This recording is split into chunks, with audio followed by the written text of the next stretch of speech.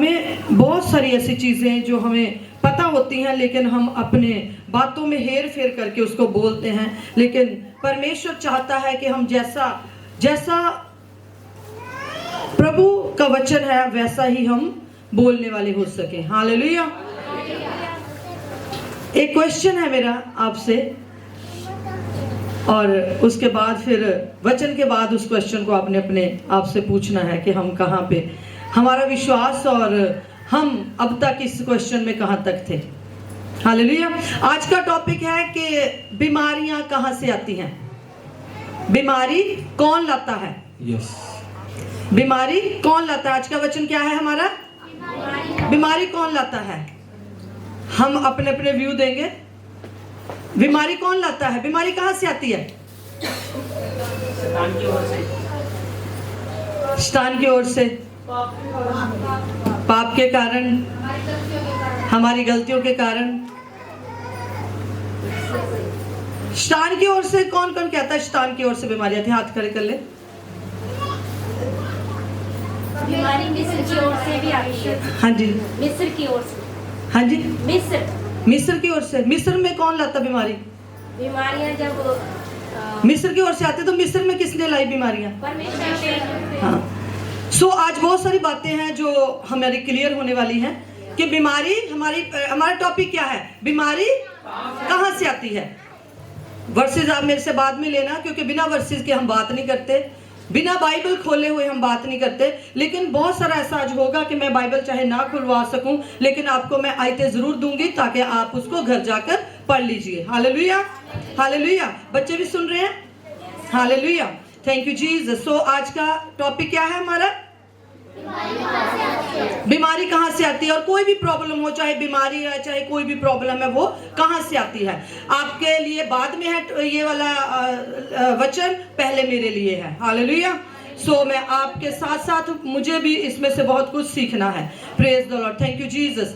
आज कितने जनों को बीपी की प्रॉब्लम है, हम हाथ नहीं खड़े करेंगे, हम वैसे नहीं बात करेंगे, लेकिन मैं वैसे बात करती हूँ। आप अपने आप से पूछ सकते हो बीपी की प्रॉब्लम किसको है, शुगर की प्रॉब्लम किसको है, एसिडिटी की प्रॉब्लम किसको, जो आम प्रॉब्लम्स होती हैं, जो कहते हैं कि चलती हैं हमेशा लाइफ के साथ साथ। एसिडिटी की प्रॉब्लम है, सिर दर्द की है, माइग्रेन है, और ये सारी जो दिक्कतें हैं, और किस किस को है, हेडेक है रहती जो। और इसके लिए क्या करते हैं हम, अगर शुगर है तो, अगर डायबिटीज है तो हम क्या करते हैं, दवाई पर पहले थोड़ी लेते हैं दवाई, पहले हम मीठा कम करते हैं, परहेज करते हैं। हम पहले हम क्या करेंगे, मीठी चीजें बंद कर देंगे। फिर उसके बाद अगर बीपी है तो क्या करेंगे, हम नमक कम कर देंगे, अच्छा वाला नमक ले लेंगे जिससे बीपी ना बढ़े। और क्या, अगर ज्यादा शुगर बढ़ रही है तो हम रोटी भी चेंज कर देते हैं, मतलब कोशिश करते हैं कि बिना दवाई के हम ठीक हो जाएं, परहेज करते हैं। जो चीजें हमारे शरीर के लिए अच्छी नहीं है उनको क्या करते हैं, हम अवॉइड करते हैं। सबसे ज्यादा हमारे बीच में हमारे भाई करनैल जी हैं, जब कभी कहीं जाते हैं तो वो खाना भी वो उस हिसाब से देख के खाते हैं कि मैं खाऊं कि ना खाऊं। ये मेरे मंजू जी इसमें बता देना, नमक ठीक है, जब मिर्च ठीक है, कि मैं खाऊं या ना खाऊं। तो हम मतलब कि हम उस हिसाब से खाते हैं कि हमारी जो प्रॉब्लम है वो बढ़ ना जाए, हमारी जो शारीरिक प्रॉब्लम है वो क्या हो जाए, बढ़ ना जाए, बल्कि हम चंगे भले रहें। ऐसा है ना, सबके साथ है, मेरे साथ भी है, आपके साथ भी है। हम एक समोसा खाएं, अगर 2 समोसे खा लेंगे तो क्या हो जाएगा, एसिडिटी हो जाएगी। हालेलुया। तो ये चीजों का हम ध्यान रखते हैं कि नहीं रखते, सब रखते हैं। तो परमेश्वर का वचन आज कहता है कि यदि तुम मेरी आज्ञा को मानो तो क्या करोगे, तो मैं तुम्हें पूछने तुम्हें मैं क्या बनाऊंगा, सिर बनाऊंगा। यदि तुम मेरी आज्ञा को मानोगे तो मैं क्या करूंगा, तुम्हें मैं देश की अच्छी अच्छी वस्तुएं तुम्हें दूंगा। हालेलुया।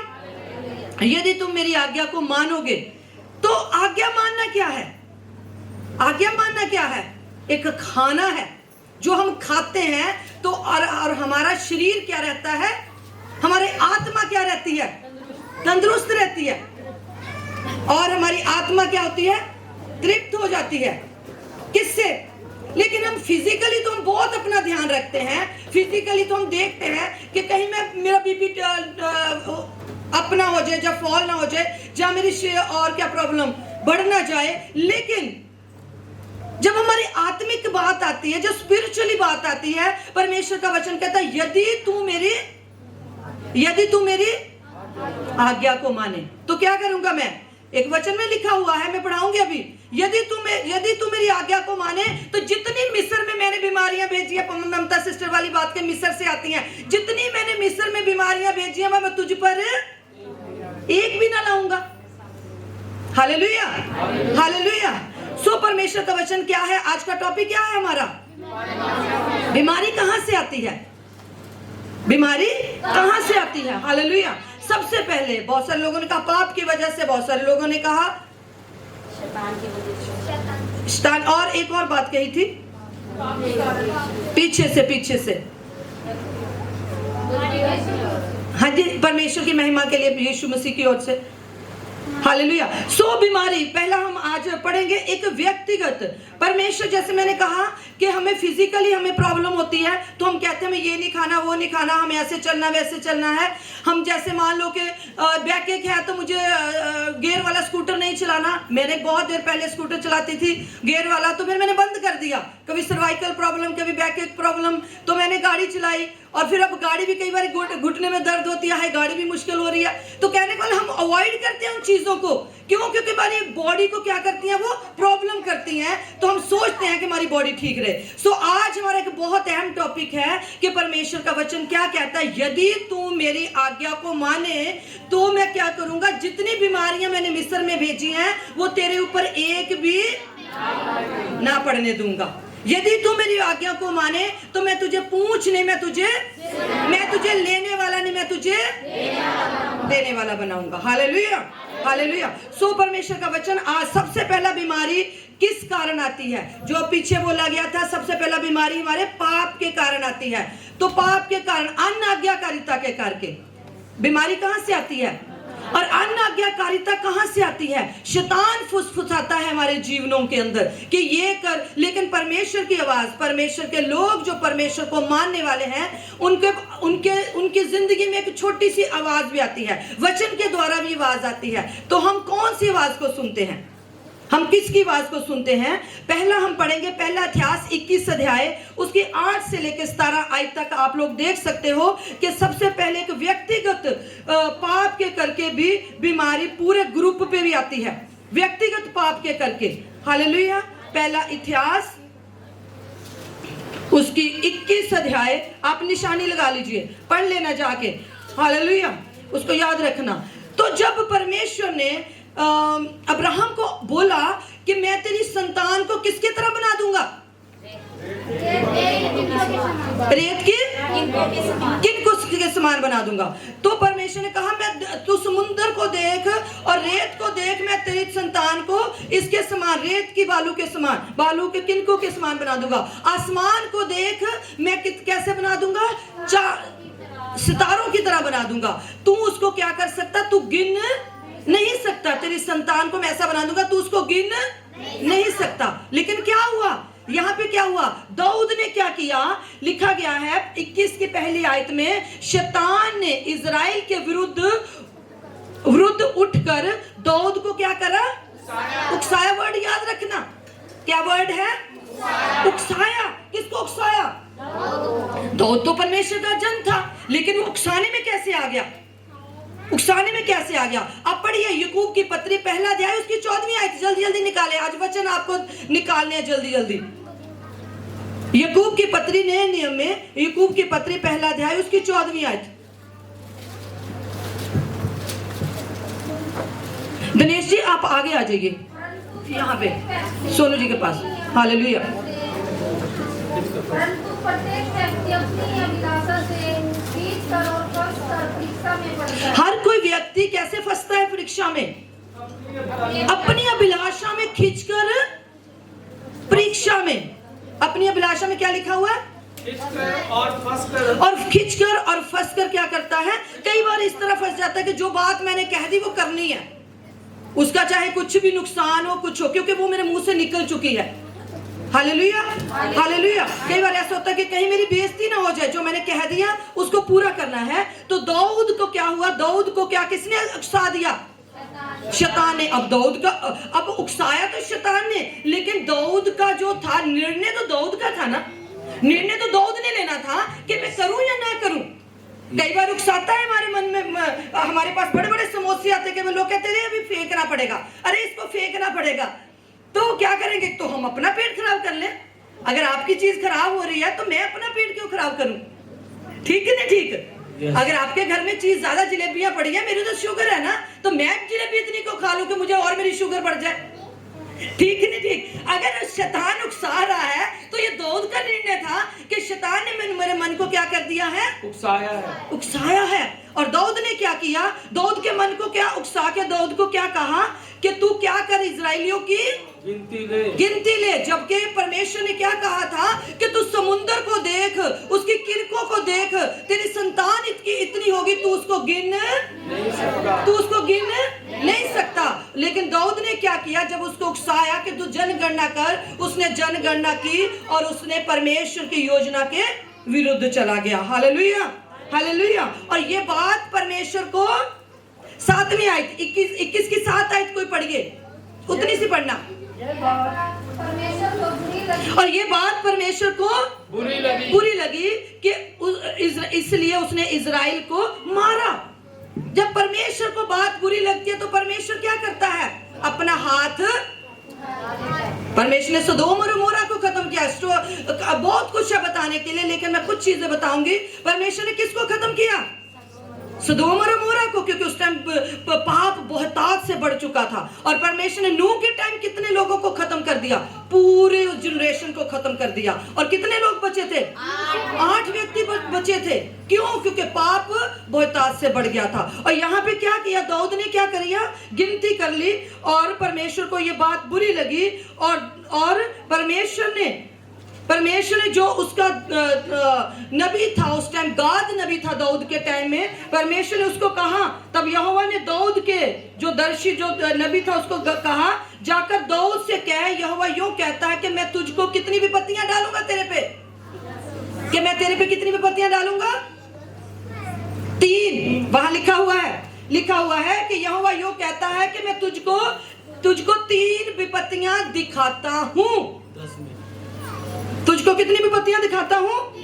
और उनमें से तुझे किसको चुनना है? एक विपत्ति को चुनना। पहली विपत्ति क्या थी? परमेश्वर ने क्या कहा? या तो 3 वर्ष का अकाल पड़े, या 3 महीने तक तेरे विरोधी तुझे नष्ट करते रहे। जहां तो 3 महीने का तुझ पे क्या पड़ेगा? अकाल पड़ेगा। जहां क्या होगा? तुझे तेरे विरोधी क्या करते जाएंगे? तुझे और तेरे शत्रुओं की तलवार तुझ पर चलती रहे, या 3 दिन तक यहोवा की तलवार चले। 3 विपत्तियां। कौन कौन सी विपत्तियां? 3 वर्ष का अकाल, विरोधी तेरे ऊपर तलवार चलाते रहे, और तीसरी, या यहोवा की तलवार तुझ पर चले। और दाऊद ने क्या कहा? मुझे किसी के हाथों में पड़ना नहीं है। यहोवा मुझे मारे तो मारे, क्योंकि मुझे पता है यहोवा जब मुझे मारेगा तो यहोवा ही मुझे बचा लेगा। हालेलुया। उसने कहा क्यों? क्योंकि मुझे पता है कि उसकी दया बहुत बड़ी है। हालेलुया। परंतु मनुष्य के हाथ में मुझे मर पड़ना ना पड़ेगा। तब यहोवा ने क्या करा? मरी फैलाई, और क्या होगा? इजराइल में 70,000 पुरुष क्या हो गए? मारे गए। हालेलुया। कितने पुरुष मारे गए? 70,000 पुरुष मारे गए। हालेलुया। और उसके बाद मरी फैलाई, और उसके बाद परमेश्वर का दूत पूरे यरूशलेम में क्या हुआ? उनको नाश करने के लिए भेजा गया। लेकिन जैसे ही दूत को परमेश्वर ने नाश करने के लिए भेजा, तो वैसे ही जब नाश कर रहा था वो यरूशलेम के अंदर, तो परमेश्वर का मन क्या हो गया? दुखी हुआ, खेदित हुआ। और परमेश्वर ने वहीं उसको हुक्म दिया, और उसने तलवार को चलाना क्या कर दिया? बंद कर दिया। हालेलुया। उसके बाद दाऊद ने क्या किया? पश्चाताप किया, और दाऊद ने परमेश्वर के आगे एक खेत को मोल लिया, उसमें वेदी बनाई और परमेश्वर के लिए बलिदान चढ़ाया, और परमेश्वर से उसने क्या करी? जो भी उसने पाप किया था उसके लिए क्या करा? क्षमा मांगी। हालेलुया।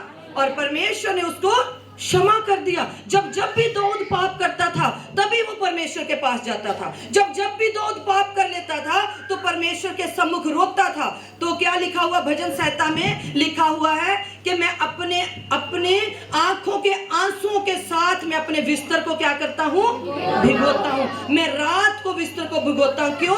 क्योंकि मैंने पाप किया है। हालेलुया। तो पहला पाप पाप किसने किया था?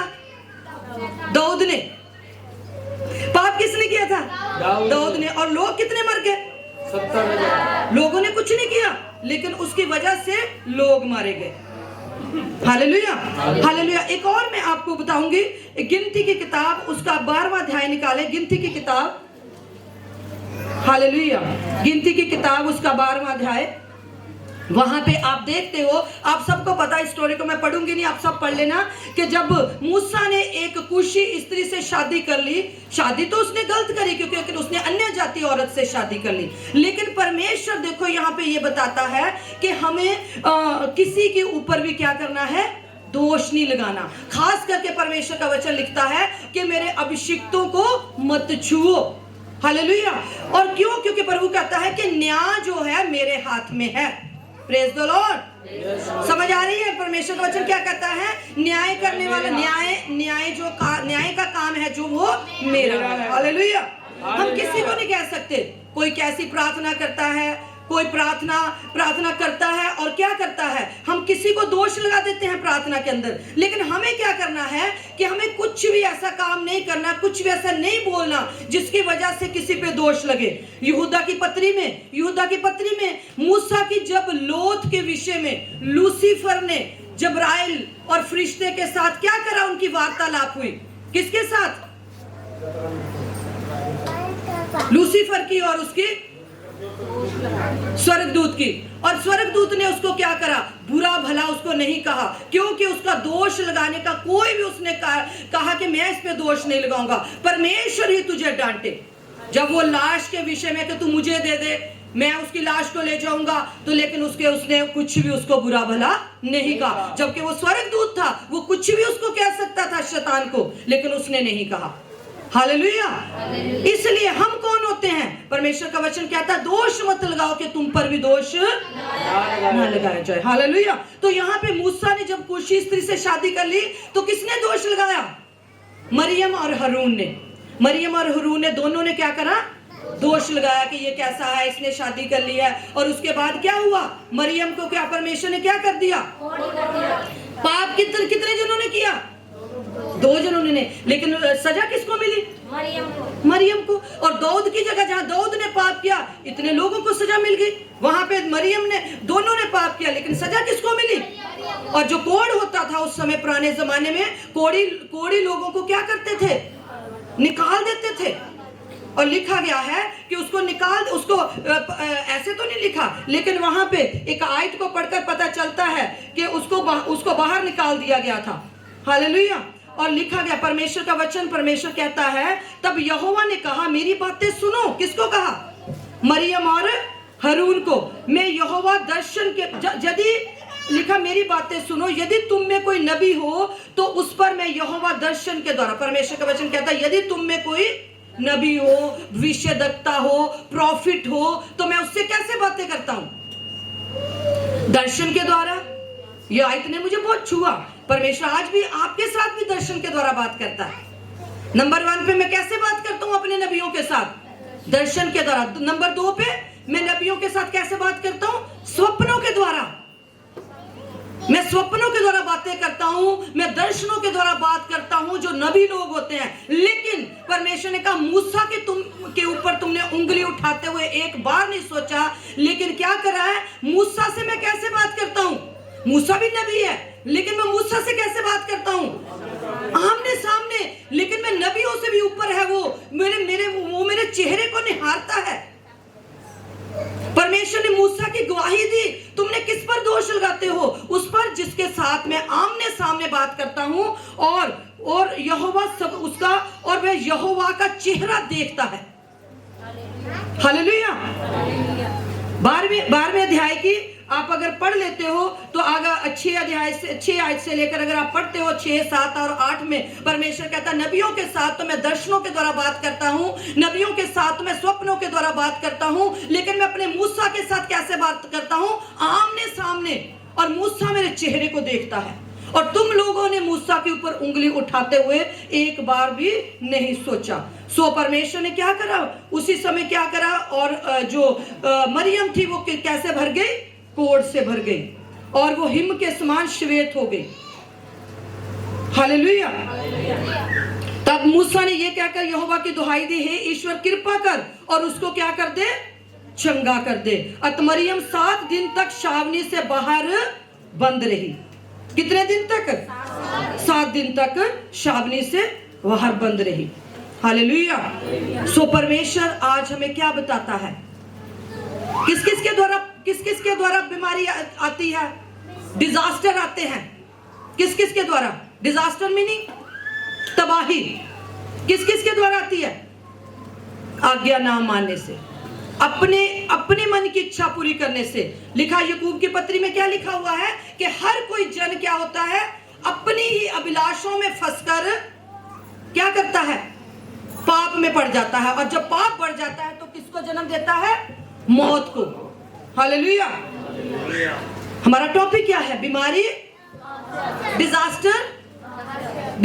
अब बच्चे पढ़ते हैं डिजास्टर कहां से आता है, हम पढ़ेंगे इसी की गिनती 16वें अध्याय में गिनती में एक बड़ा बिग डिजास्टर है जो बड़ा ही देखने को मिलता है। कोरा और दतान जो लोग थे, और अबीराम जो ये लोग थे, जो लेवी लोग थे, और इन्होंने क्या किया, इन्होंने मूसा के ऊपर क्या करा, बोलने लगे, कुड़कुड़ाने लगे, क्या कहने लगे कि हम तो क्या करें, हम तो मिस्र में अच्छे थे, लेकिन तू हमें कहां से लेके आ गया, वहां तो नदी शहद और किसकी नदियां बहती थी, दूध और शहद की नदियां बहती थी, तू हमें कहां ले गया मरने के लिए, तू जंगल में लेके आ गया।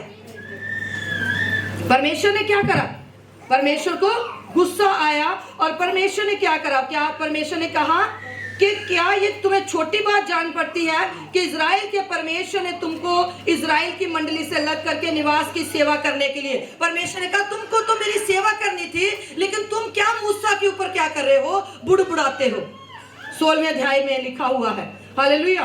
फिर परमेश्वर ने कहा, मूसा ने कहा तुम सारे लोग परमेश्वर के सम्मुख आ जाओ, मैं भी वेदी में मैं भी होम बलि चढ़ाऊंगा, मैं भी परमेश्वर के सामने आऊंगा, और तुम भी परमेश्वर के सम्मुख आओगे। तब परमेश्वर ने, मैं आपको इतना, आप पूरा पढ़ लेना, वहां पे लिखा गया है कि परमेश्वर को इतना गुस्सा आता है कि परमेश्वर क्या कर देता है, जमीन का मुंह क्या हो जाता है, जमीन का मुंह क्या हो जाता है, खुल जाता है। जमीन का मुंह खुलने का मतलब क्या है, अर्थक्वेक आ जाना, भूचाल आ जाना, भूईडोल आ जाना।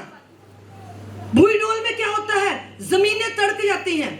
तो यहाँ पे इतने साल पहले अगर आप उसको पढ़ोगे तो यहोवा ने मूसा और हारून से कहा उस मंडली के बीच में से अलग हो जाओ, मैं उन्हें पल भर में भस्म कर डालूंगा। तब वे मुंह के बल के गिर के कहने लगे, हे ईश्वर, हे सब प्राणियों के आत्माओं के परमेश्वर, क्या एक पुरुष के पाप के कारण तेरा क्रोध सारी मंडली पर होगा? किसके पाप के कारण? एक पुरुष के पाप के कारण क्या तेरा क्रोध सारी मंडली पर होगा? घर के अंदर, चर्च के अंदर, घरानों के अंदर एक के पाप के करके भी क्या हो जाते हैं, बर्बादी हो जाती है। आज परमेश्वर बात कर रहा है कि बीमारी, बर्बादी, डिजास्टर कहां से आते हैं। हालेलुया। यहोवा ने मूसा से कहा, मंडली के लोगों को से कह, कोरा, दतान और अबीराम के तंबुओं के आसपास से क्या हो जाओ, हट जाओ। और वहां पे परमेश्वर ने क्या लिखा गया है कि अगर 31 आयत पढ़ते हो तो लिखा, तब वे सब बातें कह चुका था कि भूमि उन लोगों के पांव के नीचे से फट गई और पृथ्वी ने अपना मुंह खोल दिया, उनके घर द्वार का सामान और कोरा के सब मनुष्य, उनकी सारी संपत्ति को वो क्या कर गए, निगल गए। और ऊपर से फिर जमीन का मुंह क्या हो गया, ये है परमेश्वर का क्रोध। हालेलुया। यिर्मयाह नबी की किताब उसका 17 उसकी 14वीं आयत पढ़े, जल्दी निकालें। और कोई निकाले होशे उसकी 6 और उसकी 1। Praise the Lord. एक निकाले यिर्मयाह 17 उसकी 14 और एक निकाले होशे 6 की 1। होशे नबी की किताब 6 उसकी 1। चलो हम यहोवा की ओर फिरें, क्योंकि उसी ने फाड़ा और वही चंगा करेगा, उसने मारा और वही हमारी घावों पर। चलो हम यहोवा की ओर फिरें, क्योंकि उसी ने फाड़ा और वही किसने फाड़ा? किसने फाड़ा? किसने लिखा? होशे नबी ने। कौन फाड़ता है? और यिर्मयाह नबी उसकी 17 उसकी 14वीं आयत पढ़ दीजिए कोई। हे यहोवा मुझे चंगा कर तब मैं चंगा, हे यहोवा मुझे चंगा कर तब मैं चंगा, और उसके आगे मुझे बचा तब मैं बच जाऊंगा, क्योंकि मैं तेरी स्तुति करता हूँ। हालेलुया। 4 उसकी 2 पढ़िए, और कोई निकाले निर्गमन उसकी 15 उसकी 22। हाँ जी, मलाकी 4 की 2। परंतु तुम्हारे लिए जो मेरे नाम का प्रण मानते को धर्म का सूर्य उदय होगा और उसकी किरणों के द्वारा तुम चंगे हो जाओ। Hallelujah, thank you Jesus. निर्गमन 15 उसकी पढ़े, निर्गमन 15 उसकी 22 पढ़े, सॉरी 26 पढ़ दे, 15 की 26। यदि तू अपने परमेश्वर यहोवा का वचन तन मन से सुने और जो उसकी दृष्टि में ठीक है वही करे और उसकी आज्ञाओं पर कान लगाए और उसकी सब विधियों को माने, तो जितने रोग मैंने मिस्रियों पर भेजे हैं उनमें से एक भी तुझ पर ना भेजूंगा। हालेलुया। वचन में लिखा, यदि तू अपने परमेश्वर यहोवा की कैसे सुने? तन मन से सुने, मतलब कि हमारे हमारा चंगा करने वाला यहोवा हूँ। हालेलुया। तन मन से सुने और उसकी दृष्टि में जो ठीक है वही करे और उसकी आज्ञाओं पर क्या करे? कान लगाए, कान लगाए। तभी हम अपनी अभिलाषों में फंसकर हम परीक्षा में नहीं पढ़ सकते। और क्या लिखा है? और तन मन सुने और उसकी आज्ञाओं पर कान लगाए और उसकी सब विधियों को माने, तो जितने रोग किसने भेजे मिस्रियों पर रोग? पर किसने रोग भेजे मिस्रियों के ऊपर? रोग किसने भेजे? थोड़ी बात हमें बड़ी हजम नहीं होती कई बार, क्योंकि हमारे मन दिमाग में यही भरा होता है, शैतान ने ये कर दिया, शैतान ने वो कर दिया। लेकिन आगे मैं बताऊंगी और भी अच्छी तरह आपको, शैतान ने हमारे जीवन में ये कर दिया। मैं आपको आज बताना चाहती हूं कि जो भी ये सोचता है शैतान ने किया, आप इन वचनों को पढ़िए। क्या लिखा हुआ है कि यदि तू तन मन से परमेश्वर की आज्ञा को माने, तो जितने रोग मैंने किसने भेजे? शैतान ने भेजे थे। क्यों परमेश्वर ने भेजे? आज्ञा नहीं मानी। अगर परमेश्वर ने कहा था मेरे लोगों को जाने दे, वो जाने देता तो कुछ ना होता। उन्होंने जाने नहीं दिया और उसने कहा जितने रोग मैंने किस पे भेजे? मिस्रियों पे भेजे, उतने रोग मैं फिर द्वारा क्या होगा? मैं तुम्हारे ऊपर नहीं भेजूंगा, मैं तुम्हारे ऊपर, क्योंकि मैं तुम्हारा परमेश्वर क्या हूँ? चंगा करने वाला परमेश्वर हूँ। Hallelujah, hallelujah, thank you Jesus.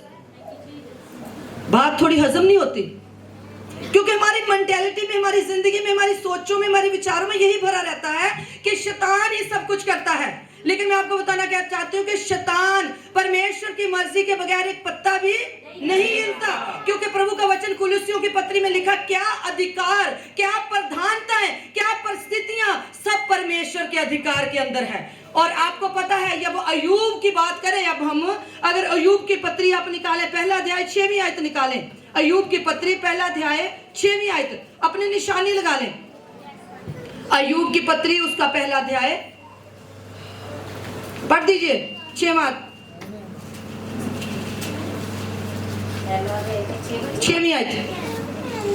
सबने अच्छे से सुनना है, बच्चों ने भी। एक दिन यहोवा परमेश्वर के पुत्र उसके सामने उपस्थित हुए और उनके बीच शैतान भी। हाँ, एक दिन यहोवा परमेश्वर के पुत्र किसके सामने उपस्थित हुए? परमेश्वर सामने। और उसके बीच में कौन आ गया? शैतान। मतलब कि एक मीटिंग चल रही है। कहाँ पे? स्वर्ग में मीटिंग चल रही है, वहां परमेश्वर के पुत्र है, सब जन बैठे हुए हैं और बीच में कौन आ गया? शैतान भी। हर टाइम क्या करता है शैतान? कहाँ खड़ा रहता है? दुबक के बैठा रहता है। लेकिन वो हमारा काम है, हम दरवाजा खोलते हैं तो अंदर आ जाता है, अगर हम बंद करते हैं तो वो नहीं आ सकता।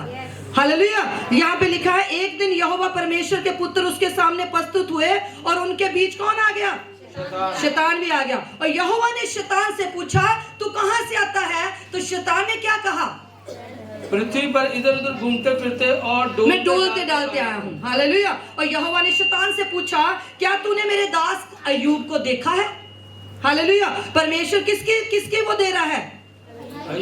अय्यूब की क्या कर दे रहा है? गवाही दे रहा है, क्योंकि उसके तुल्य खरा और सीधा और भय मानने वाला कोई भी नहीं है। हालेलुया। और वो भय मानने वाला और बुराई से दूर रहने वाला मनुष्य कोई भी नहीं। 9वीं आयत पढ़ दीजिए धीरे धीरे। शैतान ने यहोवा को उत्तर दिया, क्या अय्यूब परमेश्वर का भय क्या क्या अय्यूब परमेश्वर का भय बिना लाभ के मानता है? क्या तूने उसकी ओर और उसके घर की और जो कुछ उसका है उसके चारों ओर बाड़ा नहीं बांधा? क्या तूने उसकी ओर उसके घर की चारों ओर बाड़ा नहीं बांधा? Hallelujah, hallelujah. परमेश्वर अपने लोगों के चारों ओर क्या करके रखता है? बाड़ा बांध के और रखता है। शैतान उसको टच नहीं कर सकता बिना परमेश्वर की परमिशन के। जब दाऊद ने बात करी, जब दाऊद ने लिखा हुआ है 21 अध्याय की पहली आयत में क्या लिखा था? शैतान ने क्या करा? दाऊद को क्या करा? उकसाया। और यहाँ पे लिखा, शैतान ने यहोवा को उत्तर दिया कि अय्यूब परमेश्वर का भय बिना लाभ के मानता है। क्या तूने उसके चारों ओर बाड़ा नहीं बांध रखा? और तूने तो उसके काम पर क्या कर दी है?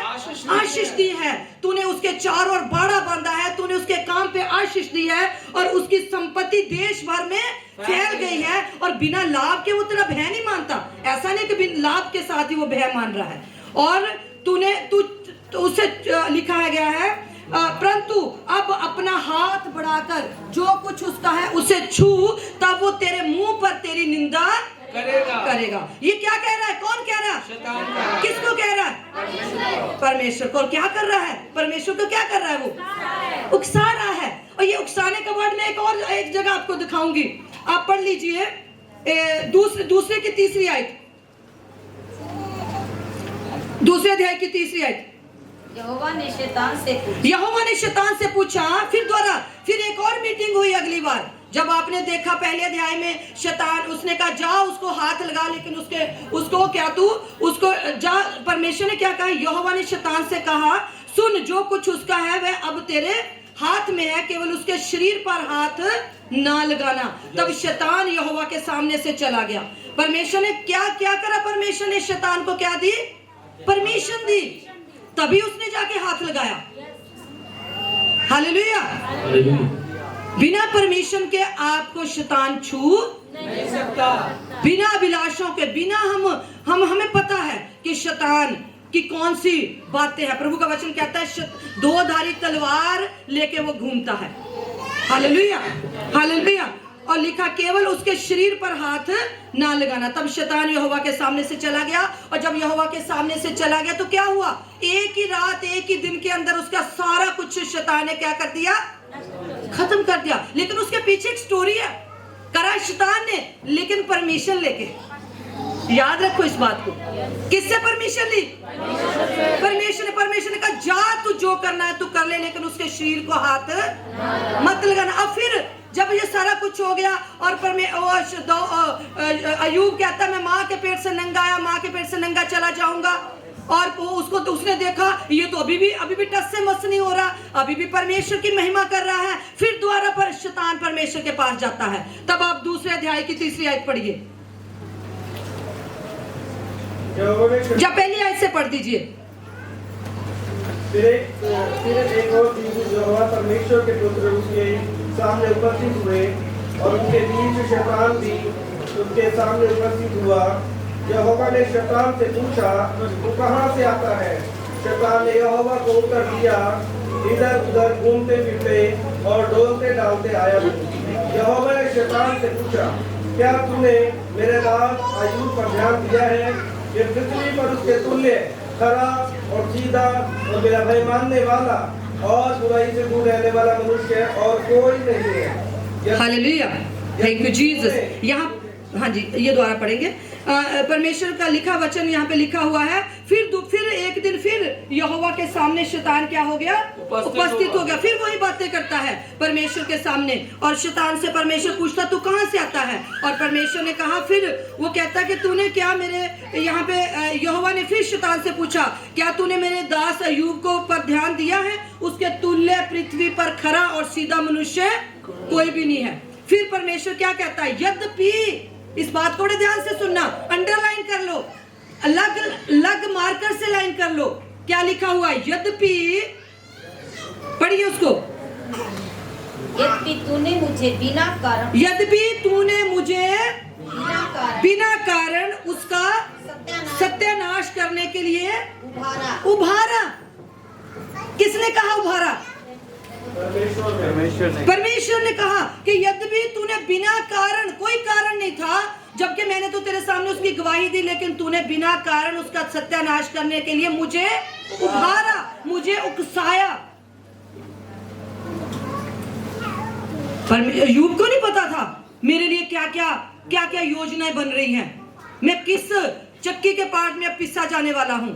लेकिन परमेश्वर जानता था इसके साथ क्या होने वाला है, और शैतान भी जानता था। और यहाँ पे क्या हो गई? एक डीलिंग हो गई शैतान और परमेश्वर की। और परमेश्वर ने उसको क्या कहा? यदि तूने मेरे मन को बिना वजह क्या कर दिया है? उभारा है, तो भी वह अब तक मेरी अपनी खराई पर क्या है? बना हुआ है। शैतान ने कहा, यहोवा को उत्तर दिया, खाल के बदले खाल और प्राण के बदले प्राण, और मनुष्य सब कुछ दे देता, इसलिए केवल अपना हाथ बढ़ाकर उसकी हड्डियों और मांस छू, तब तेरी मुंह पर तेरी निंदा करेगा। यहोवा ने शैतान से कहा, सुन, वह तेरे हाथ में, केवल उसका प्राण छोड़ देना। परमेश्वर ने कहा, जा, वो तेरे हाथ में है, प्रेज द लॉर्ड, लेकिन मैं उसके प्राण के ऊपर तुझे अधिकार नहीं देता। थैंक यू जीसस, धन्यवाद यीशु मसीह। सचमुच अब यहाँ से आप क्या देखते हो कि जब अय्यूब के ऊपर ये विपत्तियां आई तो उसके पीछे कारण क्या था? उसका सही तरह से एक गवाही थी जो परमेश्वर उसके लिए दे रहा था, उसका खरापन, सीधापन। और परमेश्वर उसको क्या कर रहा था? शैतान क्या कर रहा था? उसको उस समय उसके ऊपर क्या आई? एक परीक्षा आई, उसको उस परीक्षा के अंदर से पास होना था, उसको उस परीक्षा के अंदर पास होना था। हमारे लिए भी कई बार ऐसी युक्तियां शैतान बनाता है, ऐसी चालें वो चलता है, लेकिन उसका सफल होना किसके ऊपर है? हमारे ऊपर है। अगर हम परमेश्वर के वचन में बने हुए हैं, अगर हम परमेश्वर के वचन को जानते हैं, अगर हमें पता है, आपको तभी तो परमेश्वर के दास कहते हैं, जब भी कोई काम करो परमेश्वर से पहले पूछो, प्रभु मैं ये करूं कि ना करूं, प्रभु मैं यहां जाऊं कि ना जाऊं। ये चीजें, बहुत सारी चीजें आपको एक्सपीरियंस से पता चलती हैं, बहुत सारी चीजें ये मुझे अपने परमेश्वर के साथ चलते चलते एक्सपीरियंस से पता चली हैं। हमें हर बात में परमेश्वर से पूछना है कि प्रभु ये मैं करूं कि ना करूं। आज ये भी पूछ सकते हैं, प्रभु मैं आज कहीं जाना है, मैं जाऊं कि ना जाऊं, प्रभु मुझे ये काम करना है, मुझे आज या कल ये प्लान करना है, वो मैं करूं कि ना करूं। परमेश्वर आपके साथ बात करेगा, परमेश्वर आपको साइन देगा कि आपको करना कि नहीं करना। अगर हम परमेश्वर की मर्जी के खिलाफ काम करते हैं तो हम क्या कर जाते हैं? हम शैतान की चाल में फंस जाते हैं। तभी याकूब की पत्री उसका पहला अध्याय उसकी 14वीं आयत में क्या लिखा? हर इंसान क्या करता? अपनी अभिलाषा में फंसकर क्या कर जाता है? पाप में पड़ जाता है, और पाप क्या कर जाता है? मृत्यु को पैदा करता है। और परमेश्वर का वचन कहता है पाप की मजदूरी क्या है? मृत्यु है। और लेकिन पिता परमेश्वर का वरदान प्रभु यीशु मसीह में क्या है? अनंत जीवन है। Hallelujah, hallelujah. आपको पता है कि जब 38 साल का रोगी क्या था? बीमार था, और परमेश्वर ने उसको क्या कहा था? जब वो बीमारी से चंगा हो गया और कितने दिनों बाद फिर यीशु मसीह को मिला। आप निकालिए यूहन्ना की इंजील निकाले, 5वां अध्याय निकाले। यूहन्ना की इंजील 5वां अध्याय, जल्दी पढ़े, उसकी 5 आयत से। वहाँ एक मनुष्य था जो 38 वर्ष से बीमारी में पड़ा था। यीशु ने उस पर उसको पड़ा हुआ देखा और यह जानकर कि वह बहुत दिनों से इस दशा में है, पड़ा हुआ है, उससे पूछा, क्या तू चंगा होना चाहता है? उस बीमारी ने उस बीमार ने उसको उत्तर दिया, हे प्रभु, मेरे पास कोई मनुष्य नहीं कि जब पानी हिलाया जाए तो मुझे उस कुंड में उतारे। Hallelujah, thank you Jesus, thank you, hallelujah. जब हम पढ़ते हैं यहाँ से कौन है, यहाँ पे कितने साल का रोगी है? 38 साल का। हालेलुया, कितने साल का रोगी है? 38 साल का। और पर यीशु मसीह जब वहां से गुजरे तो यीशु मसीह ने जब उसको देखा तो यीशु मसीह ने उसको क्या कहा? क्या तू चंगा होना चाहता है? उसको नहीं ये पता था कि जो पानी को हिलाने वाला है, जिस कुंड के पास मैं खड़ा हूं, जिस कुंड के अंदर मैं रोज जाने की कोशिश करता हूं, लेकिन उस कुंड में मेरे जाने से पहले ही कोई चला जाता है, और उसको नहीं पता था कि इस कुंड को हिलाने के लिए जो फरिश्ता रोज आता है, जिस फरिश्ते को जो परमेश्वर इस फरिश्ते को भेजता है, आज वो परमेश्वर ही मेरे पास खड़ा हो गया है। जो फरिश्ता, जिसके हुक्म के साथ ये फरिश्ता आता है, उसने कहा कि स्वर्ग दूत आता है और इस कुंड को हिलाता है, इस पानी को हिलाता है, लेकिन इसके अंदर जाने से पहले ही कोई चला जाता है। उसको नहीं पता जो मेरे से बात करता है वही तो फरिश्ते को भेजने वाला है। हालेलुया। तो यीशु मसीह ने कहा, क्या तू चंगा होना चाहता है? तो यीशु मसीह ने क्या कहा? अपनी खाट उठा और चल फिर। हालेलुया। अगर हम 5:14 पढ़े तो 5:14 में लिखा है, इन बातों के बाद यीशु को मंदिर में मिला। इन बातों के बाद जब वो चंगा हो गया तो इन बातों के बाद फिर वो व्यक्ति है किसको मिला? तो यीशु मसीह ने क्या कहा? जा फिर पाप ना करना। इसका क्या मतलब था? कि उसके ऊपर जो बीमारी आई थी वो किसके करके आई थी? पाप के करके आई थी। जब आप देखते हो, अभी थोड़े दिन पहले बच्चों ने, संडे स्कूल के बच्चों ने एक गीत गाया था। क्या था वो? चार दोस्त चले एक साथ चले, अपने दोस्त को लेकर चले, और हाँ, उनका विश्वास ये था कि अटूट विश्वास था कि हम क्या करेंगे, इसको यीशु मसीह के पास। लेकिन देखा, क्या देखा उन्होंने? यीशु मसीह के पास बहुत भीड़ लगी हुई है, और उन्होंने क्या करा? छत, उसके ऊपर चले गए, छत को उधेड़ दिया। कितनी बड़ी बात है, आज कोई ऐसा कर सकता है? छत को उधेड़ दिया उन्होंने, बहुत बड़ी बात थी, छोटी सी बात नहीं। अगर हम सोचे, छत को उधेड़ दिया और छत के बीच में से क्या कर दिया उस बंदे को? क्यों? क्योंकि वो लकवे का मारा पैरालाइज्ड था, वो हिल नहीं सकता था। यीशु मसीह ने क्या कहा उसको? जा, तेरे पाप क्षमा हुए।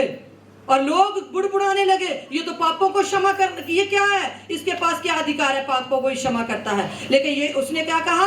क्या ये कहना कि तू चंगा हो जा, ये कहना कि तेरे पाप क्षमा हुए, क्योंकि पाप के करके ही बीमारी उसके जीवन में बनी हुई थी। हालेलुया। परमेश्वर ने उसके पाप को, उसकी जड़ को ही यीशु मसीह ने खत्म कर दिया। अनाज्ञाकारिता करके बीमारी आती है, पाप के करके बीमारी आती है। और अय्यूब की स्टोरी में क्या देखा हमने? परमेश्वर भी परखता है, परमेश्वर भी हमें परखता है। हालेलुया।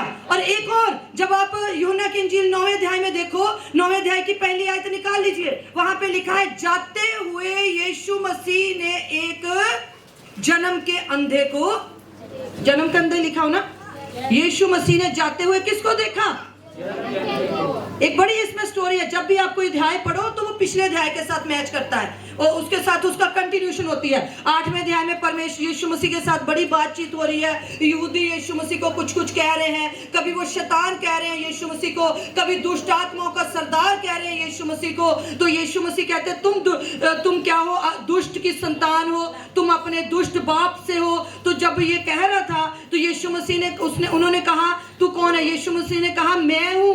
जब यीशु मसीह ने ये डिक्लेयर कर दिया कि मैं हूं, तो यीशु मसीह पर उन्होंने क्या कर दिया? पत्थर उठा लिए। जब यीशु मसीह के ऊपर यहूदियों ने पत्थर उठाए तो पत्थर जब उठाए तो फिर मारने लगे यीशु मसीह को। यीशु मसीह को पता था मेरा अभी समय नहीं आया। जब यीशु मसीह वहां से निकल रहे थे, जब यीशु मसीह वहां से बचकर निकल रहे थे, तो यीशु मसीह जब जा रहे थे, लिखा हुआ 9वें अध्याय में की पहली आयत में, जब यीशु मसीह के ऊपर पत्थर मारे जा रहे थे, यीशु मसीह वहां से छुप के जब निकल रहे, क्योंकि यीशु मसीह को पता था अभी मुझे पिता के कामों को क्या करना, पूरा करना है। हालेलुया। और यीशु मसीह जब यहाँ से निकल रहे थे, क्या लिखा 9वें अध्याय की पहली आयत में? हाँ, जाते हुए हमेशा में देखना कहां से जा रहे थे। यीशु मसीह, पथराव हो रहा था यीशु मसीह के ऊपर। अब ये आप इमेजिन करो, एक बंदे के ऊपर लोग पत्थर मार रहे हैं और उस बंदे को रास्ते में कोई मिल गया मुझे बचा ले, तो वो क्या करेगा? उस बंदे को बचाएगा कि पहले अपने आप को बचाएगा? हम तो ऐसे करेंगे ना, अरे भाई पीछे हट, पहले मुझे तो बचने दे, मेरे ऊपर पत्थर पड़ रहे हैं, तू अपने बचने बचाने की बात कर रहा। यीशु मसीह ऐसा ही कह सकता था कि मुझे तो मेरे पत्थर तो मेरे ऊपर पड़ रहे हैं, तुम मुझे कैसे कह रहा बचाने के लिए? लेकिन यीशु मसीह को पता था मेरा काम क्या है, मैं किस लिए भेजा गया हूं। हालेलुया। जाते हुए जब उसने एक मनुष्य को देखा जो जन्म से क्या था, उसके चेलों ने उससे पूछा, हे रब्बी, किसने पाप किया कि ये अंधा जन्मा? इसने पाप किया कि इसके माँ बाप ने पाप किया? यहाँ पे 3 कारण है उसके अंधे जन्मने के कारण। क्या कितने कारण है? उसके पाप के करके, कि उसके माँ बाप के पाप के करके। हे रब्बी, किसने पाप किया था? ये अंधा जन्मा। इस मनुष्य ने पाप किया, इसके माता पिता ने पाप किया? यीशु ने उत्तर दिया, ना तो इसने पाप किया, ना इसके माता पिता ने, परंतु ये इसलिए अंधा जन्मा कि उसमें परमेश्वर के काम उसमें। Hallelujah, hallelujah. ये तीसरा वो था, कारण था उसका अंधा जन्मने का। ना तो उसके ना, इसका मतलब पाप के कारण, माँ बाप के पाप के करके भी बीमारी आती है, खुद के पाप के करके भी आती है, और परमेश्वर की महिमा के करके। उसने कहा ना तो इसके माँ बाप ने पाप किया, ना इसने पाप किया, लेकिन ये किस लिए अंधा जन्मा? परमेश्वर के काम इसके अंदर से प्रकट हो। Hallelujah, hallelujah. जब हमारा एक्सीडेंट हुआ तो एक भी खरोच चारों में से हमें नहीं लगी। कई बार हम गिरते हैं तो ऐसे ही क्या हो जाता है, हड्डी टूट जाती है, इंसान इतनी देर तक बिस्तर पे पड़ा रहता है। लेकिन परमेश्वर ने हमें क्या करा, अपनी महिमा के लिए परमेश्वर ने इस्तेमाल किया। हालेलुया। परमेश्वर ने क्या कहा कि ये इसलिए जन्मा कि इसका, इस परमेश्वर का नाम की महिमा हो। तो दूसरा और क्या कारण है बीमारी आने का? और क्या कारण है? परमेश्वर की महिमा का। अगर हमारी जिंदगी के अंदर कोई बीमारी आती है तो क्या होता है? परमेश्वर की महिमा होती है। परमेश्वर अपनी गवाही के लिए हमें खड़ा करता है। Hallelujah, hallelujah. एक और कारण, प्रेज द लॉर्ड, हालेलुया। सो परमेश्वर का वचन एक और कारण बताता है कि बीमारी कहां से आती है। यीशु मसीह से क्वेश्चन पूछा गया कि मैं अपने भाई को कितनी बार माफ करूं। ये किसने क्वेश्चन पूछा था? बड़े बाइबल बड़ी एक मजेदार है, जब हम उसमें से बड़ा सोच के पढ़ते हैं। किसने पूछा था? पतरस ने। किसने पूछा था? पतरस ने क्या पूछा कि यदि मेरा भाई मेरे विरुद्ध पाप करे तो उसको मैं कितनी बार क्षमा करूं? तो उसका भाई कौन था? उसका भाई कौन था? और वही भाई था जो अंद्रयास ही ऐसा व्यक्ति था, उसका 1-2 बार ही नाम आया, बाइबल में ज्यादा नहीं आया। अंद्रयास ही ऐसा व्यक्ति था जो पतरस को यीशु मसीह के पास लेके आया था। वो दोनों भाई थे आपस में, और वो पतरस, हो सकता उनके बीच में अनबन हो, तो वो पूछ रहा होगा यीशु मसीह से। उसको तो इतना तब पता नहीं था कि ये स्पिरिचुअली वॉर चल रही है, जो मैं जिस वॉर के अंदर मैं यीशु मसीह के साथ घूम रहा हूँ। वो तो चल रहे थे, अरे यीशु मसीह बड़े बड़े काम करता है, यीशु मसीह के साथ चलते हैं, खाना भी खाने को मिलता है, यीशु मसीह बड़ी भीड़ को खिलाता है, यीशु मसीह पानी पे भी चलता है, अरे बड़े बड़े काम करता है यीशु मसीह, हम भी इसके साथ चलेंगे। उनको नहीं पता था। वो क्वेश्चन ऐसे पूछ रहा है, मैं कितनी बार क्षमा करूं अपने भाई को, क्योंकि उसके साथ हो रही होगी थोड़ी बहुत। तो यीशु मसीह ने क्या कहा? 7 के 70 गुना। कितनी बार? मतलब कि कितनी माफी थी? मतलब अनगिनत 7 के 70 गुना, उसका कोई भी काउंटिंग नहीं है, बहुत ज्यादा है। मतलब कि तू इन्हें इतनी बार अपने भाई को माफ करना है। और यीशु मसीह ने जब प्रार्थना सिखाई तो प्रार्थना में यही कहा कि क्या कहा? आपका नाम पवित्र माना जाए, आपका राज्य आए,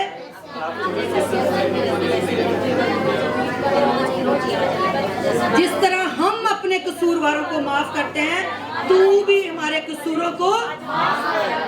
मतलब कि जैसा हम किसी को माफ करेंगे वैसे ही हम भी माफ, जैसा हम किसी को माफ करेंगे वैसा हम भी माफ। तो यीशु मसीह ने जब माफ किया तो यीशु मसीह ने क्या कहा? जा तेरे पाप। तो यीशु मसीह यहाँ पे क्या था? एक माफी थी। पाप, बीमारी ना माफी के करके भी आती। अगर वो माफ ना किए जाते तो बीमारी उनके जीवन में बनी रहनी थी। हालेलुया। तो यदि हम माफ करेंगे तो हमारे भी पाप, तभी तो परमेश्वर जैसा तुम नापते हो वैसा ही तुम्हारे लिए भी नापा जाएगा। हालेलुया। अनाज्ञाकारिता करके बीमारी आती, पाप के करके बीमारी आती, परमेश्वर की महिमा करके बीमारी आती, ना माफ करने की वजह से बीमारी आती। अगर हमारी जिंदगी में कोई बीमारी ऐसी है, अगर हम किसी को माफ नहीं कर रहे तो परमेश्वर हमें नहीं माफ करेगा। अगर परमेश्वर नहीं माफ करेगा तो बीमारी बनी रहेगी, क्योंकि पाप हमारी जिंदगी में है। परमेश्वर का वचन कहता कोई ऐसा नहीं जो कह सके मैंने पाप नहीं किया। सबने पाप किया और सब परमेश्वर की महिमा से क्या है? रहित है। हालेलुया। सो हमें कैसे माफ करना है? प्रभु का वचन कहता है कि जैसे तुम अपने आप को माफ करना चाहते वैसे तुम भी माफ किए जाओगे। हमें कैसे माफ करना है? अपने पड़ोसी को जैसे परमेश्वर हमें माफ करता है। कैसे माफ करता है परमेश्वर हमें? हमारे पापों को फिर दोबारा वो याद नहीं करता, हमारे पापों को फिर दोबारा वो स्मरण नहीं करता, बल्कि वो हमारे पापों को अपनी पीठ के पीछे फेंक देता है। लेकिन बहुत मुश्किल है, ऐसा नहीं होता, आम नहीं ऐसा होता। अक्सर इंसान वार, मैं ये नहीं कहती, किसी को नहीं कहती, लेकिन अक्सर इंसान, हम लोग किसी को बिना कहे हम वार अपना छोड़ते नहीं है। उसके दिल को टीस किए हमें मजा नहीं आता जब तक हम किसी को पूरी तरह क्या कर दे? शर्मिंदा ना कर दे, लज्जित ना कर दे, टीस ना कर दे, जब तक उसके दिल कैसे हृदय छेद ना जाए। लेकिन परमेश्वर कहता है, तभी यीशु मसीह ने कहा, तभी यहोवा परमेश्वर ने कहा यशायाह नबी की किताब में, तुम्हारे विचार और मेरे सोच विचारों में जमीन और आसमान का फर्क है। तुम्हारी माफी में मेरी माफी में जमीन आसमान का फर्क है। हालेलुया। मनुष्य तो ऊपर का रूप देखता है लेकिन परमेश्वर अंदर देखता है। हम किसी को जांच नहीं सकते लेकिन परमेश्वर हमें जांचता है, इसलिए हम किसी को जांचे ना। हालेलुया। हालेलुया। अगर ऐसा वचन हमें मिलता है फिर भी हम उसी में बने रहते हैं तो गलती किसकी है? गलती किसकी है? शैतान की। गलती किसकी है?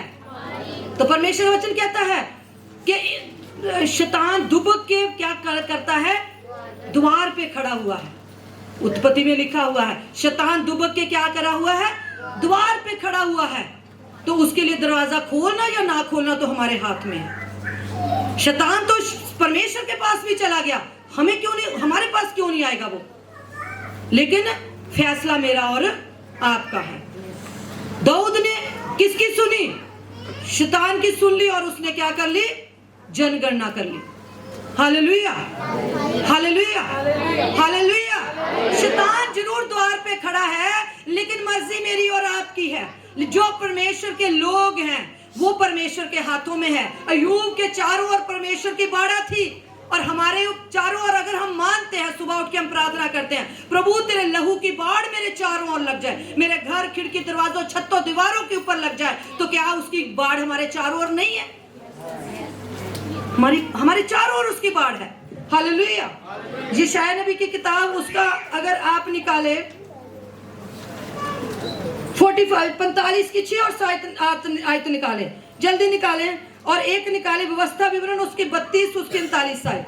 पहले निकाले यशायाह 45 उसकी 6वीं और 7वीं आयत। यशायाह नबी की किताब, हम बस ये 2 बातें सुन के, मैं यहोवा हूँ और दूसरा कोई नहीं। हालेलुया। हालेलुया। कहता उदयाचल से लेके अस्तर तक लोग जान ले कि मुझ बिना कोई है ही नहीं, मैं यहोवा हूँ और दूसरा कोई नहीं। हालेलुया। 7वीं आयत में लिखा, बड़े ध्यान से सुनना है, मैं उजियाले का बनाने वाला, मैं उजियाले का बनाने वाला और अंधियारे का, सृजनहार। मतलब के उजियाला भी मैं ही देता हूँ, अंधियारा भी मैं ही करता हूँ। मैं शांति का दाता और 7वीं आयत बड़े ध्यान से आप लोग सारे जाके पढ़ना और लिख लेना, अंडरलाइन कर लेना। शांति का दाता, प्रिंस ऑफ पीस, और क्या है? विपत्ति का रचता हूँ। इंग्लिश में क्या लिखा सुना वहां पे? I form the light and create darkness. I bring prosperity and create distress. I, the Lord, do all these things. हाँ, मैं ही प्रॉस्पेरिटी भेजने वाला हूँ और मैं ही डार्कनेस, मैं ही लाइट हूँ। हालेलुया। मैं ही शांति का राजकुमार हूँ और मैं ही, सोनू जी, हाँ जी आप पढ़िए 7वीं आयत। 7वीं, हाँ जी, 45 की 7। मैं उजियाले का बनाने वाला और अंधियारे का सृजनहार हूँ। मैं शांति का दाता और विपत्ति को रचता हूँ। हाँ, तो मैं ही कौन हूँ? मैं किसको रचता हूँ? विपत्ति को। विपत्ति का मीनिंग डिजास्टर। डिजास्टर हम कहते हैं ना, यहाँ सारे बच्चे हैं बड़े पढ़े लिखे, यहाँ पे क्या कहते हैं? डिजास्टर। हम जब मेडिकल के लोग हैं तो हमारे सारे वो तैयार कर दिया था, डिजास्टर आने वाला है अभी, तो आपने तैयारी कर लो डिजास्टर की। डिजास्टर मीनिंग बड़ी बड़ी विपत्तियां। परमेश्वर कहता विपत्तियों का रचने वाला भी मैं ही हूं, कोई शैतान नहीं रचता। शैतान के पास इतना अधिकार नहीं है कि वो विपत्तियों को रचे। शैतान के पास अधिकार नहीं है। अधिकार किसके पास है? सिर्फ विपत्ति का रचने वाला, और किसका रचने वाला? अंधकार का रचने वाला और उजाले का रचने वाला। हर एक चीज उसके हाथ में है। कुलुसियों की पत्री में लिखा है, वो ही सृष्टि का पहलौठा है, वो ही अधिकार, प्रधानताएं, परिस्थितियां, सब कुछ उसके हाथ में है। वो जो कहता है वही होता है। हालेलुया। वो हुक्म देता है तभी अय्यूब के ऊपर विपत्ति आई, वो हुक्म देता है तभी कुछ होता है। लेकिन परमेश्वर की बाड़ा अगर हमारे चारों ओर है तो शैतान हमें छू नहीं सकता। हम कहते हैं कि शैतान मुझे छूने ना पाएगा। Hallelujah, hallelujah. तो हम आगे से कभी जिंदगी में कभी ही ना कहें शैतान मेरे और आपके जीवन को छू नहीं सकता। अगर कोई चीज मेरे और आपके जीवन में हो रही है वो बिना परमेश्वर की योजना के नहीं हो रही, वो परमेश्वर की योजना है। लिखा हुआ है इब्रानियों की पत्री में, इब्रानियों की पत्री उसके 12वें अध्याय में, जिसको परमेश्वर पुत्र बना लेता उसको कोड़े भी, कोड़े कोई और नहीं लगाएगा। कोड़े कौन लगाएगा? अगर दिनेश जी के बच्ची वो नित्या है तो नित्या को अगर वो ही मारेंगे तो वो कहेगा कोई मेरे पापा ने मारा। दूसरा इंसान मारेगा तो वो नहीं मार सकेगी, बाप ही मारेगा। हालेलुया। तो बाप कहता है, इब्रानियों में क्या लिखा हुआ है कि यदि तुम मेरे पुत्र हो तो मेरे क्या हो, मेरी ताड़ना को क्या समझ लो, जो मेरे कोड़े हैं उसको मेरी ताड़ना समझ लो। हालेलुया। तो कई बार परमेश्वर हमारी ताड़ना करता है, शैतान नहीं हमारी ताड़ना कर सकता, परमेश्वर करता है हमारी ताड़ना। क्यों करता है? हमें सीधा करने के लिए। अगर हम फिर जाते हैं कभी, अगर हम बाइबल नहीं पढ़ते, अगर हम वचन नहीं पढ़ते, अगर हम प्रार्थना नहीं करते, तो परमेश्वर हमारे जीवन में अलाउ करता है कि इसके जीवन में ये होने दो, ताकि ये मुझे पुकारे, ताकि मेरे पास आए और कहे तू ही मेरा बाप है, मैं तुझे पुकारता हूँ, तू मेरी सुन। और जब परमेश्वर सुनता है तो परमेश्वर की महिमा होती है।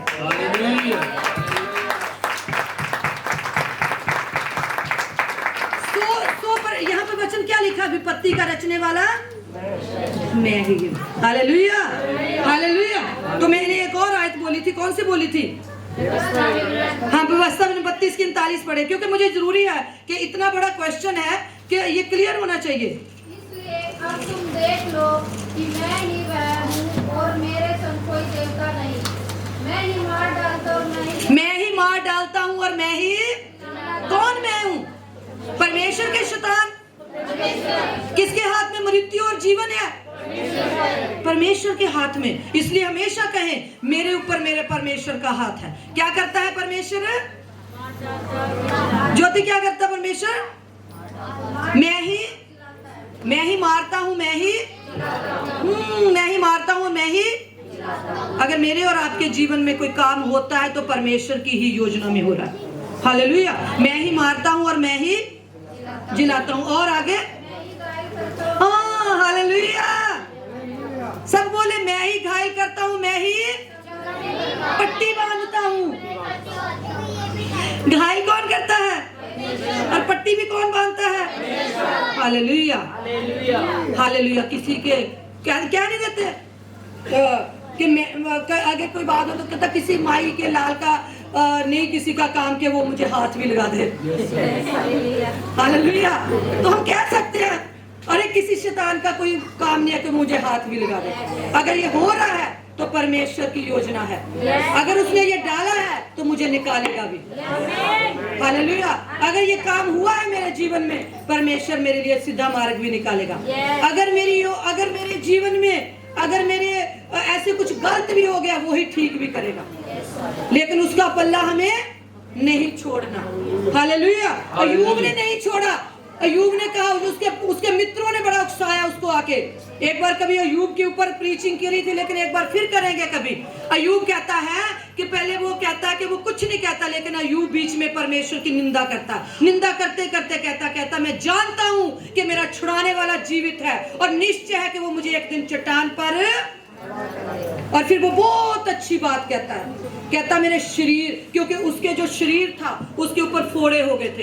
इतना शरीर उसका गल गया था कि आप देखते हो कई बार जो गल जाता है शरीर, उसकी चमड़ी भी निकलती है। वो चमड़ी जो उसकी पिघल के नीचे गिर रही थी और उसके कीड़े जो उसकी चमड़ी पे पड़े हुए थे वो भी नीचे गिर रहे थे। और वो कहता है मैं जानता हूं कि मेरे शरीर के नष्ट हो जाने के बाद भी मैं एक दिन अपनी इस खाल के द्वारा ही परमेश्वर की महिमा करूंगा। Hallelujah, hallelujah, hallelujah.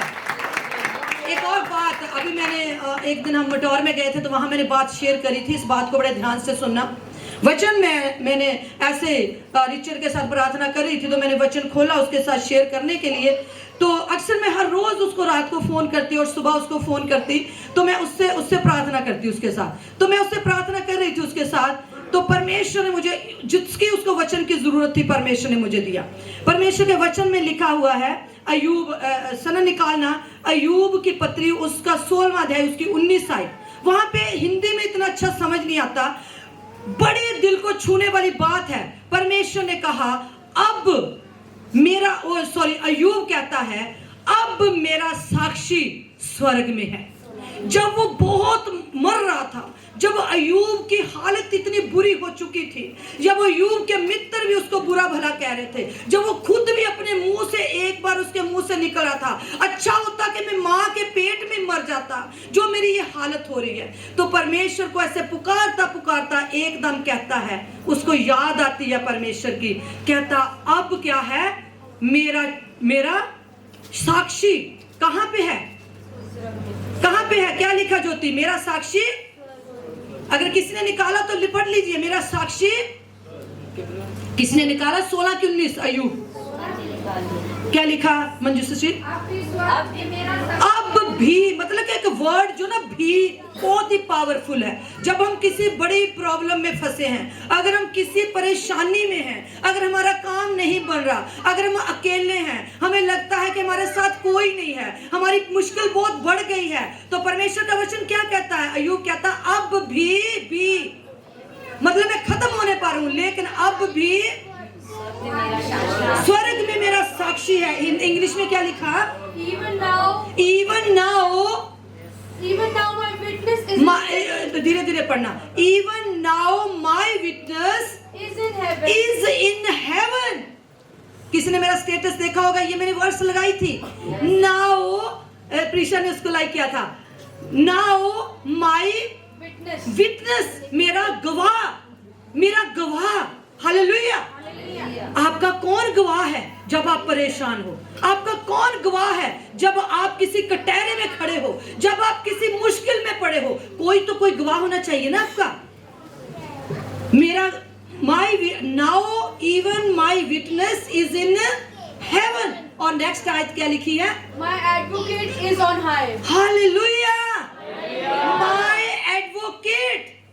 Hallelujah. In Hindi में इतना क्लियर नहीं है, हिंदी में क्या लिखा हुआ है? और मेरा गवाह ऊपर है। मेरा गवाह ऊपर है। कई बार लगता है कि लोग हमें सच नहीं समझते, लेकिन परमेश्वर का वचन, और अय्यूब इतनी हालत में है, अय्यूब कह रहा है कि मेरा एडवोकेट, मेरा केस लड़ने वाला, चाहे इस दुनिया में मेरे मित्र मेरे विरुद्ध हो गया, मेरी पत्नी मेरे अगेंस्ट हो गई है, मेरा शरीर मेरा साथ नहीं दे रहा, मेरे सारे हालात मेरे अगेंस्ट हो गए हैं, लेकिन अय्यूब क्या कहता है? मैं जानता हूं कि अब भी मेरा गवाह स्वर्ग में है। मेरा एडवोकेट, जिसके पास मेरा क्या है? केस है। अनजाने में वो कह रहा है जिसके पास मेरा केस है। आपका केस है किसी के पास? इस दुनिया के अंदर हम किसी ना किसी केस में अगर फंसे होते हैं तो हम वकील करते हैं। हम वकील करते हैं ना, हम वकील करते हैं कि ये मेरा केस लड़ेगा, और उस वकील को हम पैसा देते हैं। हम उस वकील को पैसा देते हैं, और वकील का जो भी क्लाइंट होगा, चाहे वो गलत है, अगर वकील का क्लाइंट गलत भी है ना, क्या करेगा? मैनुअल पास्टर जी, अगर वकील का क्लाइंट गलती में होगा तो क्या करेगा वकील? वो क्या करेगा? जज के सामने और कोर्ट और कचहरी में क्या करेगा? क्या करेगा कि ये बंदा मेरा कैसे ना कैसे करके, कहीं ना कहीं से करके, तोड़ मरोड़ करके, कहीं ना करे झूठियां कुछ भी करके, वो कहेगा, जज के सामने पेश करेगा कि ये बंदा मेरा सही है। ये दुनिया की अदालत में ऐसा होता है। अय्यूब कहता है अब मेरी अदालत, मेरा केस उसके पास है, और मेरा एडवोकेट कहाँ? ऊपर है, और वो मेरा केस उसके पास है। Hallelujah, hallelujah. इस दुनिया का एडवोकेट आपसे पैसे लेगा, लेकिन उस स्वर्ग का एडवोकेट खुद आपके लिए जान तक दे देगा आपको सही करने के लिए।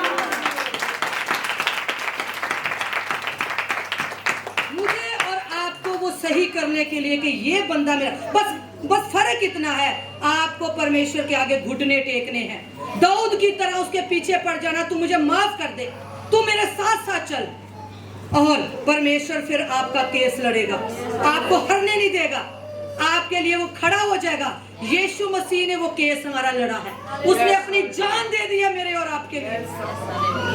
हालेलुया। मेरा एडवोकेट कौन है? मेरा यीशु मसीह है, जो मेरे लिए केस लड़ेगा मेरा, चाहे मेरा केस गलत भी है, लेकिन वो उसको सही प्रूफ करके परमेश्वर के आगे खड़ा कर देगा। ये छोटी सी बात नहीं है, ये बात बहुत बड़ी है उन लोगों के लिए जो ऐसे केसेस में है, जो ऐसे हालातों में है कि वो मेरा, हालेलुया, हालेलुया, हालेलुया। आज वो केस कौन सा केस है? वो मेरे पापों का, वो मेरे गुनाहों का, जो मेरे पाप और मेरे गुनाह यीशु मसीह ने अपने क्रूस पर ले लिए, और वो हमें फ्री कर देता है। पहले तो दाऊद ने उन गुनाहों के लिए बलिदान किया, और उसके ऊपर मरी जो थी थम गई। कोरा और दतान, उनके घरानों ने अंगीकार किया, और उनके ऊपर से मरी थम गई। आज परमेश्वर ने मेरे और आपके लिए यीशु मसीह को सलीब पर चढ़ा दिया, ताकि मेरे और आपके गुनाह माफ हो जाएं। Hallelujah, hallelujah. वो हमारा एडवोकेट है, वो हमारा काउंसलर है। हालेलुया, थैंक यू जीसस, धन्यवाद। हालेलुया। एक क्वेश्चन मैं आपसे एंड में करूंगी। मान लो आप बड़े क्रूसेड में गए हो, आप बड़े क्रूसेड में गए हो। क्रूसेड का मीनिंग एक बहुत बड़ी सभा जिसमें करोड़ों लोग हैं। मान लो बिली ग्राम जी की मीटिंग है, मान लो बेनी हिन जी की मीटिंग है, उसमें करोड़ों लोग हैं, करोड़ों लोगों के ऊपर बहुत सारे बीमार हैं, कोई लकवे का रोगी, कोई बीपी का, कोई शुगर का। बहुत सारे लोग इस उम्मीद के साथ उस क्रूसेड में गए हैं, हम क्या हो जाएंगे? चंगे हो जाएंगे।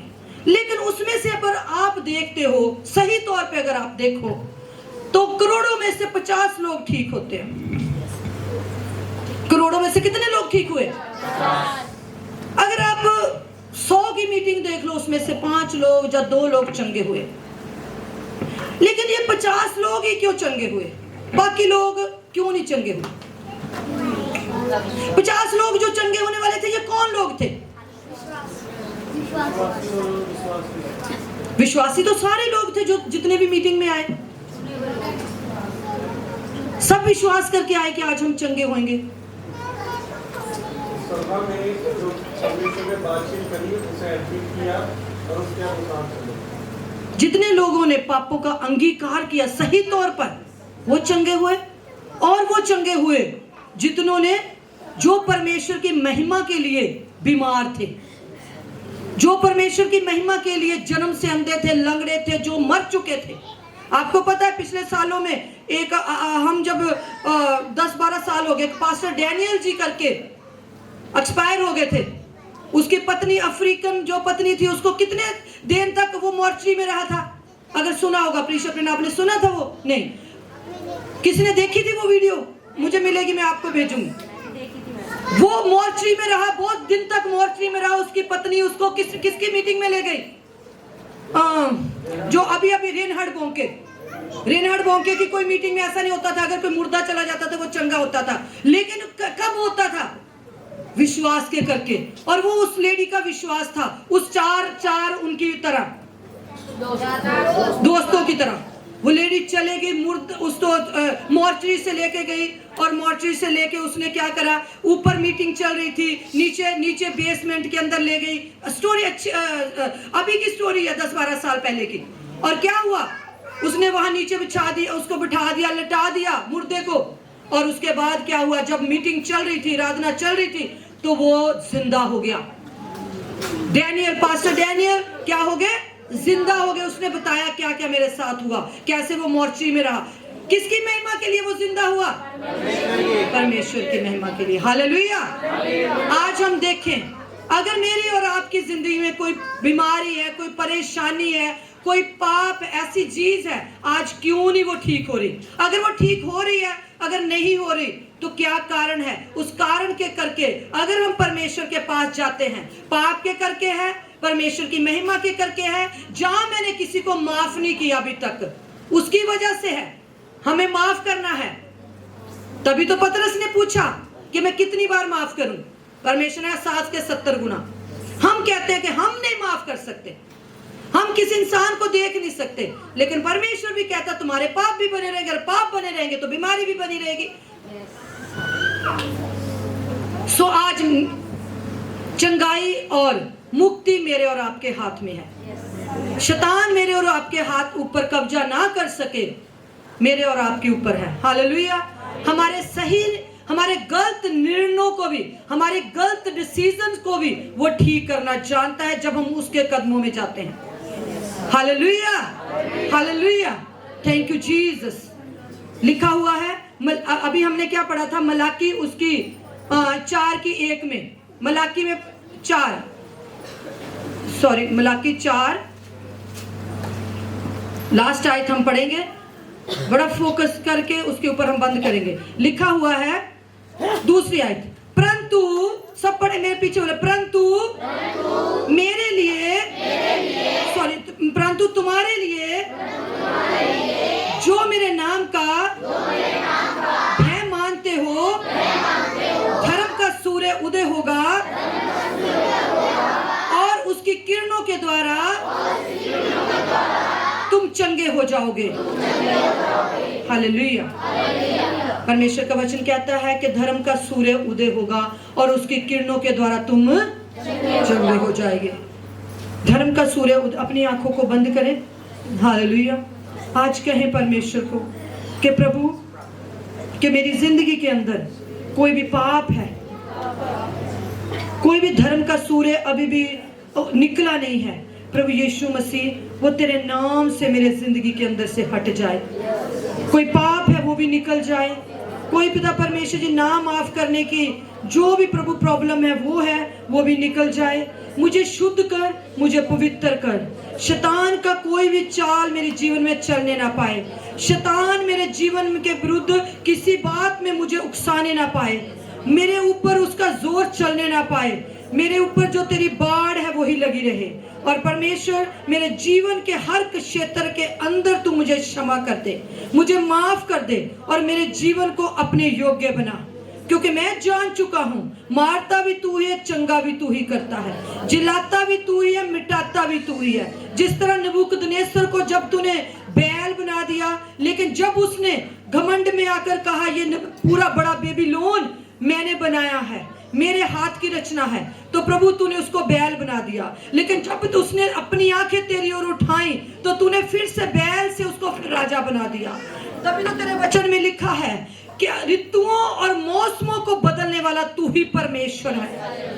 मौसम को बदलने वाला और ऋतुओं को बनाने वाला तू ही परमेश्वर है। और आज हम जान चुके हैं कि जिंदगी का हर पल तेरे हाथों में है और आज हम अपने आप को तेरे हाथों में देते हैं। अनुग्रह करे, दया करे, मेरे जीवन के ऊपर तेरा राज्य हो और मेरे जीवन के ऊपर सिर्फ और सिर्फ तेरी स्टैंप हो मेरे परमेश्वर। तेरा वचन कहता है जितनों ने उसको कबूल किया उसने परमेश्वर की संतान होने का अधिकार दिया। और वो हमें 3:17 में कहता वो हमें दोषी नहीं ठहराता, बल्कि वो हमारे दोषों को दूर करने के लिए परमेश्वर के सामने हमारी वकालत करता है। वो हमारे लिए वकील खड़ा है। थैंक यू जीसस, धन्यवाद यीशु मसीह आपके उस लहू के लिए, आपकी उस वकालत के लिए। मेरे परमेश्वर मैं आपका धन्यवाद करती हूँ। हमें बुद्धि का आत्मा दे, हमें अपने वरदानों से भर दें, हमें अपनी समझ दें ताकि हम तेरे साथ लिपटे रहें। हालेलुया, धन्यवाद। यीशु के जलाली और समर्थी नाम से इस प्रार्थना को मांगते सुने और ग्रहण करें।